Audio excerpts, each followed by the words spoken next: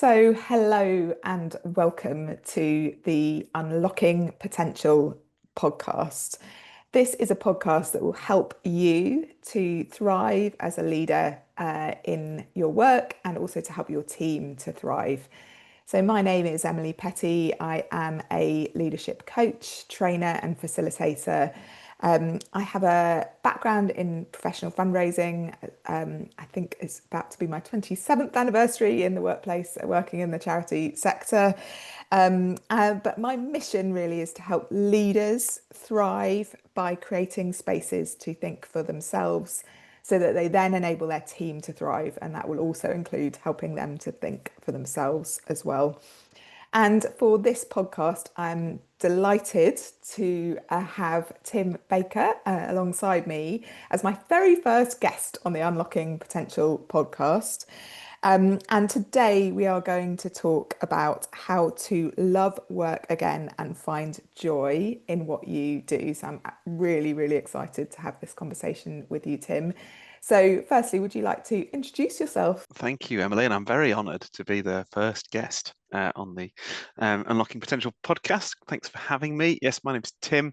I am a community fundraiser and have been for many years now, and at the moment working at Shelter as a team leader amongst a team of community fundraisers, and have been there for about 18 months now. I live in West Yorkshire, just south of Leeds, and always kind of excited by all that the charity sector has to offer. I've spent nearly 14 years in it now, and been very blessed by that time.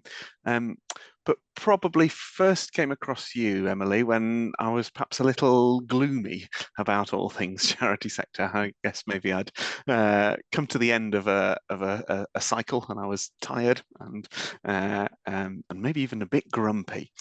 But at that point, I was recommended Emily's fantastic leadership in a circle, and that just came at a really great time for me. I think it spoke into a time when I was a little disillusioned, perhaps is the word for it.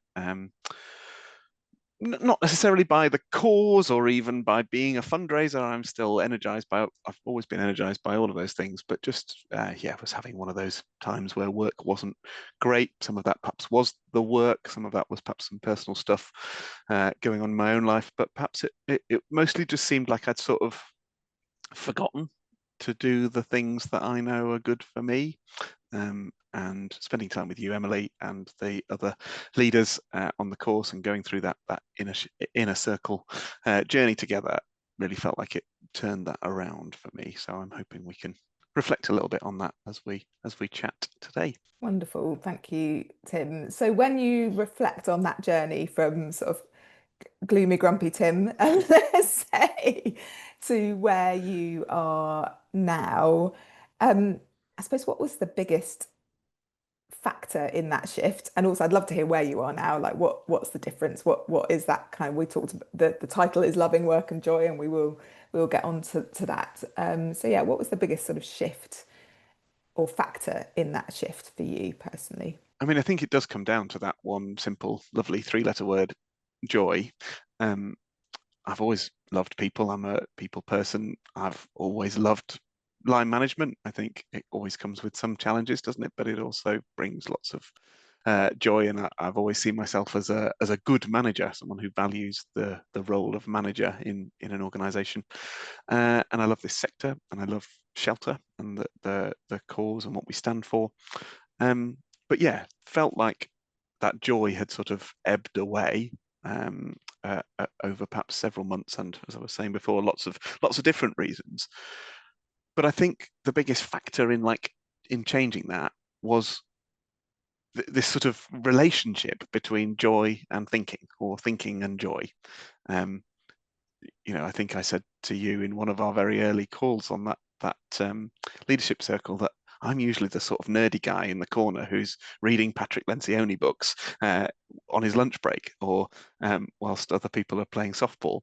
And I'd sort of lost that sort of love of and desire to think, to be better, to challenge myself and others to be the best versions of themselves, which I think is where my joy as team leader, my joy as employee, my joy as fundraiser comes from, is seeing the opportunities that those roles bring to bring out the best in me and others. And that just seemed to have gone away. And I think I just needed the space to think that you gave us across the course of that inner circle time, to recapture that, to recapture the joy of thinking, Mm. and then the joy that comes from making space to think, that the space we created and that then you've encouraged all of us to kind of habitualize, is a space for, it's a space to think, but it becomes a space for joy. It becomes a space to kind of break negative cycles, which I think if you don't ever stop, those cycles never, you never see them clearly enough to say, actually, oh, I'm causing this negative cycle that's then making me grumpier, that's then making me follow negative behaviors and get grumpier and grumpier.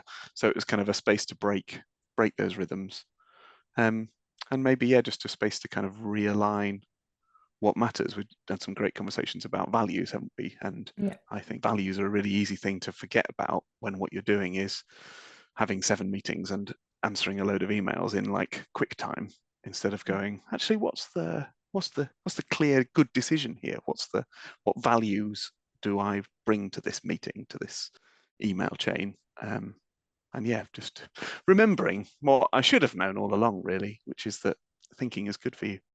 I just find it so interesting because I see the default that when we are, yeah, feeling, when those emotions show up, then perhaps more quote unquote negative emotions, we default to, well, I'm under pressure. I need to do more. I need to squeeze a little bit more work in. I need to um, be, multitask, do things while I'm in meetings, or um, uh, multitask while I'm looking after my family or whatever other priorities we have. And that only, as you say, just reinforces that cycle. And so many people say to me, even if I'm having conversations with them about them joining my programs or having coachings, I don't have time. I'll do that when I'm less busy.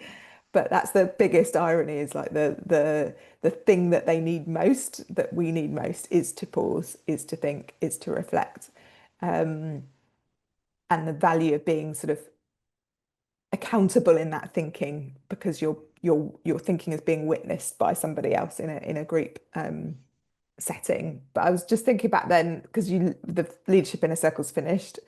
How are you keeping up that practice of thinking? Um, how's that embedded now in your life? Yeah, good accountability question. Thanks, Emily. Yes, yeah, Um, yeah. Since I've got you. yes. Yeah, I mean, a few things really. I think the sort of like headline one is just to keep remembering that I'm really enjoying work at the moment. I mean, maybe that's partly because it's the summer holidays. I'm taking some time off. I'm doing the nice family things as well, but I am genuinely enjoying my work, and that's because of the time to think, the space to think, the space to recognize that I can bring myself to work and that'd be fine. In fact, it'd be great. And so I don't want to lose that. So that's the sort of that's not the practical implication, but that's the emotional implication, I Drive, guess, yeah. of the journey we've gone through, is to say that, it's got good. Don't let it slip back into being negative again, and don't let one email chain or one bad meeting or even just one bad day where you kind of go backwards become a new habit or a new cycle. And so that's helpful. But on the practical level, I think it's probably two things that are most helpful. One is just having cleared some space in my diary every morning to make sure that the day starts with thinking. And yeah, sometimes that's like panicky thinking about the meeting that's at 9:45 that I haven't prepped for. But sometimes it's actually a space to do some deep thinking, some proper reflection, some quiet time. Um, and then just, I think, being slightly, we might come on to a bit more of this as we talk, but being more intentional about what is and isn't possible. I think one of the challenges that perhaps many middle leaders face is you get dragged into that position where you both have lots of meetings because you have lots of people to engage with, and yet also have a fairly large portfolio of work to actually accomplish. And I think one of the real signs that I wasn't enjoying work or wasn't bringing my best to work was an attempt to kind of do all of those at once.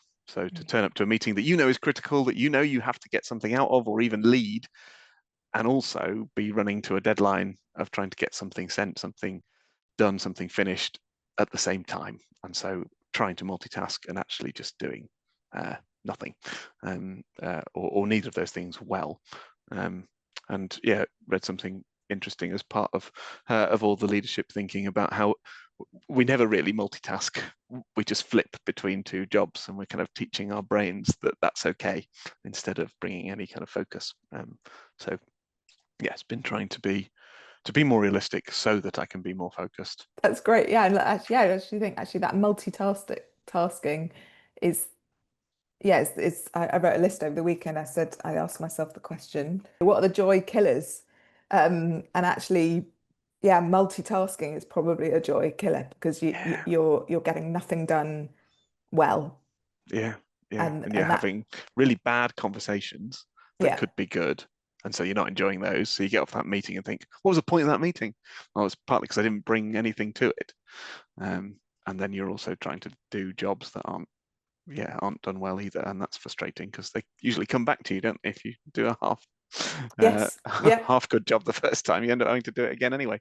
Yeah. Um, so Yeah, or yeah, delegate half the thing with lack of information, yeah, and then your person you delegate to doesn't do a great job, and that's partly because you haven't provided clarity. So the cycle yes, um, continues. So just for others listening, if that's a really good practical takeaway from what Tim's shared around this whole multitasking and the misnomer, or is it what's it? It's a story, I suppose, that multitasking is effective, and ultimately it's not.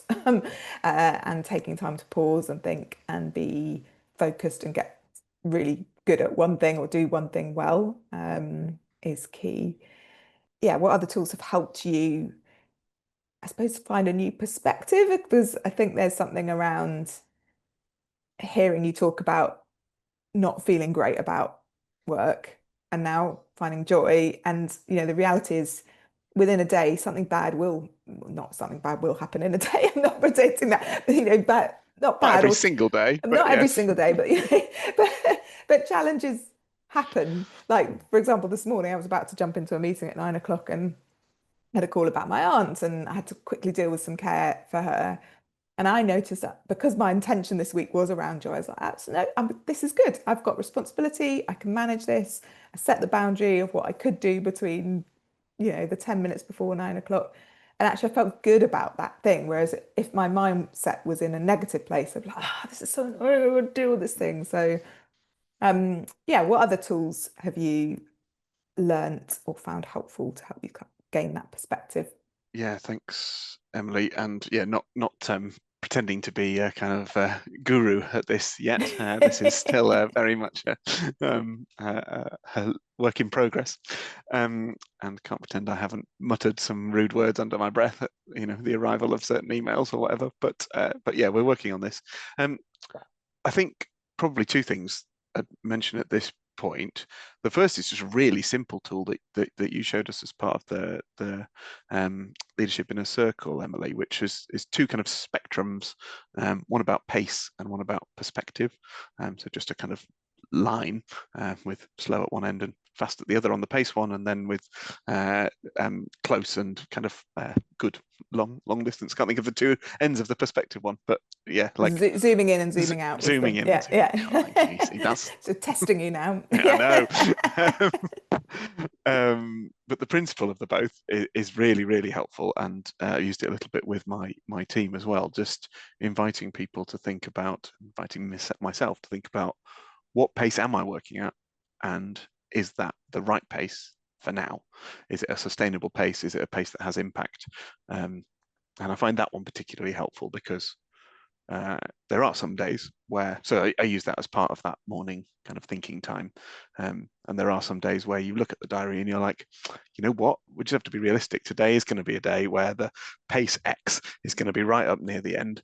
But if that's the case, then it means I can't do that all week. So Yeah. what does tomorrow look like? What does the day after look like? What does this evening look like? What have I got planned with family and friends? Do I need to adjust my plans because I'm going to be tired because I've operated at like 90% capacity for 8 hours solid. So I find that a really helpful tool just to help to give a bit of kind of perspective to the week and to what's possible, and to be realistic about knowing that if I do 3 days where the X is up this fast end in a row, then by the fourth day I won't be much use. So what's the point of doing that? What the cost of doing that is the joy suffers, but also just like the actual productivity suffers. It's not good for me or for Shelter or for my team or for my line manager for me to be operating like that. So just taking some responsibility for that, which has been really good. And then the perspective one, really helpful, even though I couldn't remember the names of the two ends, because I think so much of day-to-day stuff zooms me in all the time. And I think that's been a big part of having space to think actually this afternoon or this Friday afternoon when I take my daughter to swimming, I'm going to take my Nancy Klein book with me and read it and use that as an opportunity to take a bigger perspective on what's happening in my team at the moment. What are the dynamics like? Do they need to change? Did that meeting go as well as I thought it did? Which I think is really hard to do when you kind of just laying the train tracks for the next few seconds. So yeah, two really helpful tools which sort of talk to each other, I think, don't they, about how to pull back, how to slow down, how to make time to think. And then the other thing that I've used quite a lot since you introduced them to us, Emily, is the Pomodoros. The little people haven't come across this yet, would recommend just a little, it's a very simple technique. It's just a timer, a 25-minute timer, which I use on my phone, but of course other devices are available. And yeah, just committing to doing a task for 25 minutes. I put my do not disturb on my Teams, put in my calendar that I'm on Pomodoro, and I disappear and do something for 25 minutes. And I tend to find that I can only really back to back those 3 times. So you're supposed to do one and then take a 5-minute break. Some of the literature suggests you're supposed to do 4 of those. I find by the 4th, I'm definitely thinking more about coffee than I am about work, but I can do 3. And that's like, what, an hour and a half. And you feel like you've done as much work as sometimes I can do in 3 days when I'm doing it on a multitasking, drifting between this, that, and the other kind of phase. So that's been really nice because it's helped me to recapture all of that other stuff that I love about work. And one of the things I love about work is thinking and being able to produce resources and copy. So yeah, those would be my top 3: pace and perspective, spectrum, and then the occasional Pomodoro when you can squeeze one in. Thank you. I find it really interesting that interplay between all of the tools, and as a trainer, I could spout a load of tools at you. But what I love is when I see clients find the tools that work for them because they've done the thinking first. And I think that also relates to managing people. Like if you say to your team, do the Pomodoro tick because it's worked really well for me, that it may well be helpful and it is a really helpful tool. And I think talking through these things and giving people space to think about them is so important. But there's that relationship between you owning that, because I hope I didn't say, Tim, I really think you should do the Pomodoro techniques. Like the conversations were quite organic in terms of what you were owning, and the other people on the leadership inner circle may well have owned different things or things that I hadn't even heard of or thought of that they have taken on. So it's just a reflection from what I was listening to you. And the other thing just to bring up, so Tim mentioned Nancy Klein and her work. So she has written 3 books, I believe. One is called Time to Think, which is basically her business and the work that she does. And the more recent book is The Promise Not to Interrupt, I think. And just to share that, just to say that this idea of thinking, obviously, is the key theme of what we're talking about, that thinking leads to joy. Thinking enables us to pause, to reflect, to take make the decisions, to find our values, all of those things. So just to sort of say that within context, and I'll put a book recommendation in the show notes for those books as well. And I will remember the tools that we've shared as well, sort of links to those tools, if that's helpful. Yeah, fab, and definitely would recommend Nancy Klein. I think that was at the cornerstone of so much that I think goes on in leadership in a circle and in all the conversations and in my own journey, has been just her real kind of intentionality about thinking. And yeah, I am reading her book about I Will Not Interrupt, which is really challenging, really challenging in a sort of team and culture and family life where like interruption is the order of the day. But yeah, noticing it more and more, and noticing my own uh, inclination to interrupt and the benefits of not always doing that. So yeah, there's a not just a podcast, but a whole book that we could do about that. It's called The Promise That Changes Everything, isn't it? And then Yes, there's the promise I not will to not interrupt. interrupt you. I will not Yeah. interrupt you. Yeah. And just to also say, there are 10 components that she talks about in a thinking environment. And what I love about these 10 components, number one, is I've finally actually been able to remember them, but they are, these beautiful words like attention, encouragement, ease, place. I've got them on my wall so I can read them. Difference, equality, feelings, appreciation, incisive questions, which I will explain at another point, and information. And I was also reflecting because I was preparing for this podcast, what brings joy. And actually, I came down to the back round to the conclusion that these components, if in place in our lives for ourselves, and if in place for our teams, in how we meet, how we work together, how we communicate, how we connect. If they're in place, or even one of them is in place, so attention, the first one, removing distraction, even if that is dialed up a small bit, it will make such a difference in how we work together. And that's why I've kind of landed on this as the thing that just connects and resonates so strongly with me. And without being talking too much when we want to hear from Tim, what I see therefore is when I bring people into spaces where they are shown and demonstrated the thinking environment over a period of time, they are then able to bring that into their workplace. I suppose thinking about moving forward, and maybe that's a question if we've got a little bit of time. What have you brought in thinking about those 10 components, or thinking about the thinking environment? What has changed for you in how you lead? Yeah, I think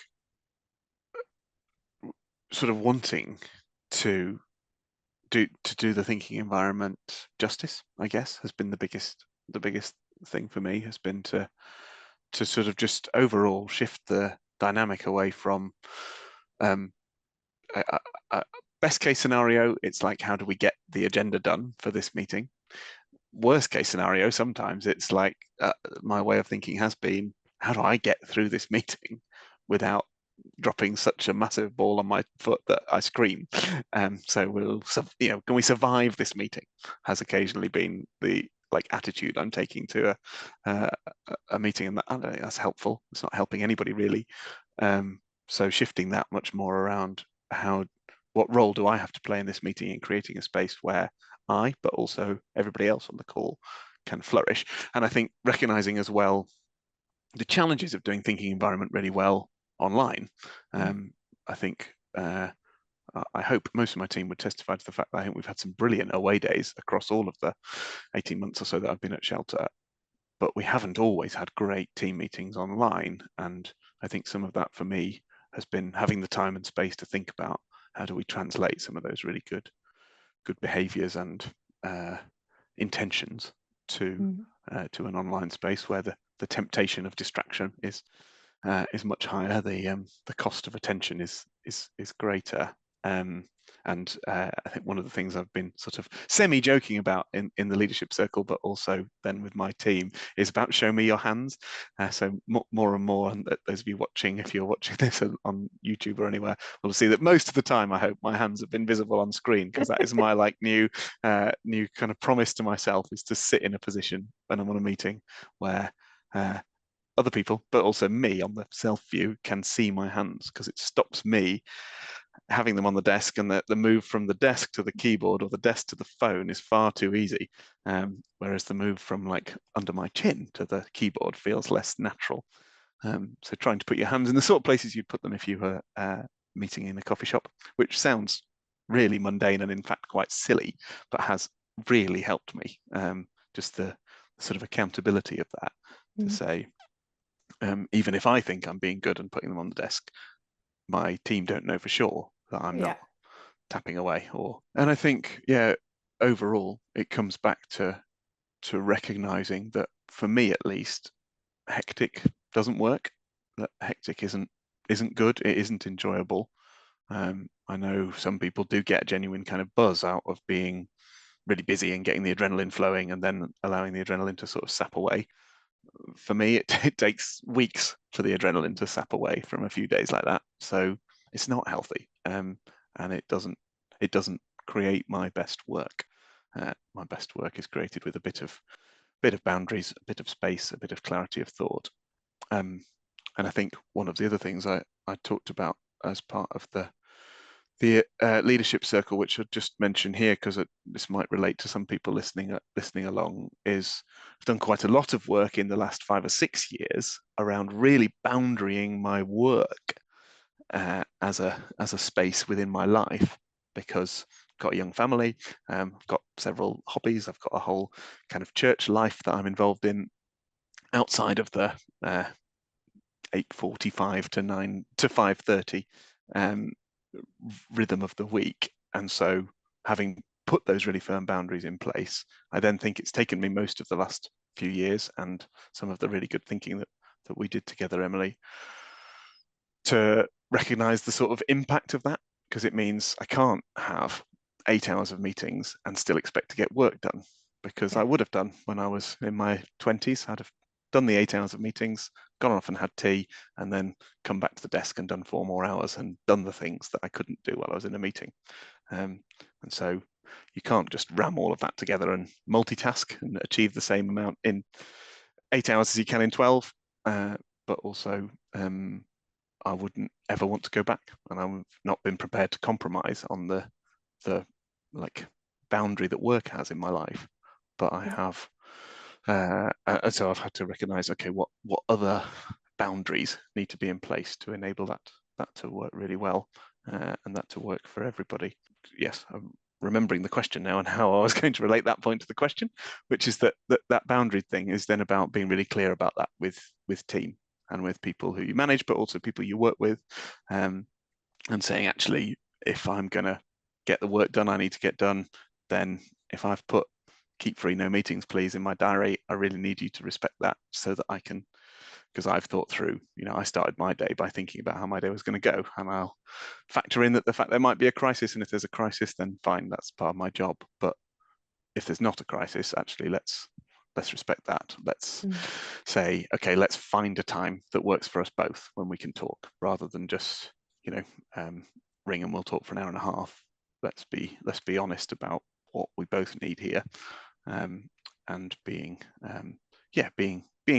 honest about boundaries, rather than over optimistic about them, I think, which is probably my default point, is to look at a to-do list and think, yeah, no problem, have it done by tomorrow lunchtime. And that's part of the hectic mindset, rather than the reflective mindset. So trying to bring that to my own life and work, but then also really enable my team to do that same process, to say, I'm not pressing you for a deadline that's unrealistic. I want you to tell me a deadline that's realistic, and we can work backwards from there. Not, me asking you when that will be done by isn't the same as me saying, get it done now. It's saying, let's have an honest conversation about when that could be done by. And yeah, I think that's all part of trying to model that thinking environment wherever we go. It's wonderful. I love that. I think what I love is the ripple effect Mhm. Yeah. of like when you're setting boundaries, when you're communicating that you're helping your team to do the same, or it's with whatever tool or whatever change you're making, you're you're empowering others. Like if you're being honest about, I don't know, something that you don't know, or admitting a mistake, or showing that you're receiving feedback, or anything that it might be, that you're modeling that and modeling the behaviors for your team.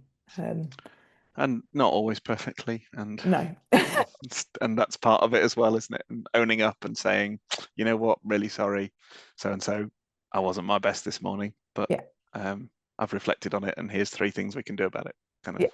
of, And even that in itself, like so many youths don't, that honesty and vulnerability to show your own personal growth and development. I mean, the fact that you're on a pod, being willing to have these conversations, on a podcast is I think shows great leadership from my perspective.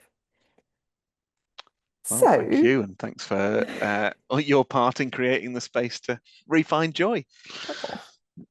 oh, thank you, Tim. I hope for our listeners that there's lots of nuggets, whether it's a practical tool or whether that's just thinking a little bit deeper about what it is to think for yourself and what it would be like to enable your team to think for themselves, and what change you could see. So if you maybe you're feeling a bit like Tim was, a bit grumpy or frustrated, or it might be that you're feeling overwhelmed or you're stuck in that cycle of the theory that is that you're being productive and superwoman or superman, but it is not serving you. You know it's not serving you, and perhaps as well, you might be listening to this and you're on your summer holidays or taking a break or juggling, and in that moment you're thinking, oh, what is going to happen in September? How am I going to recalibrate in a way that enables me to thrive, enables my team to thrive, and enables you to love what you do?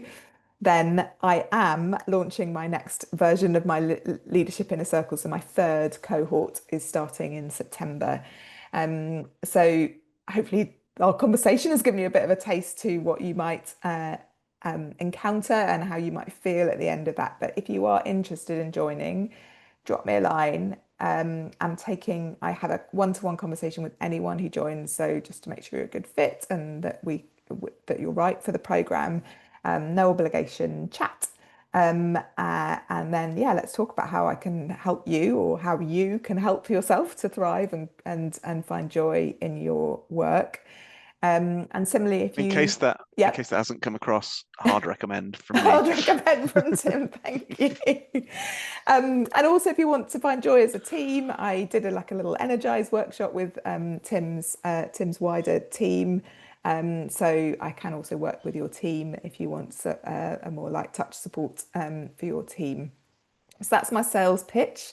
What I am planning to do, and I didn't check in with Tim on this, but to see whether he thought it was a good idea, but I'm pretty sure it's a good idea from our conversation, is I'm going to follow this podcast up with a mini series, and I'm going to focus on each of the 10 components of the thinking environment. So, but through the lens of joy. So how to find joy through giving attention.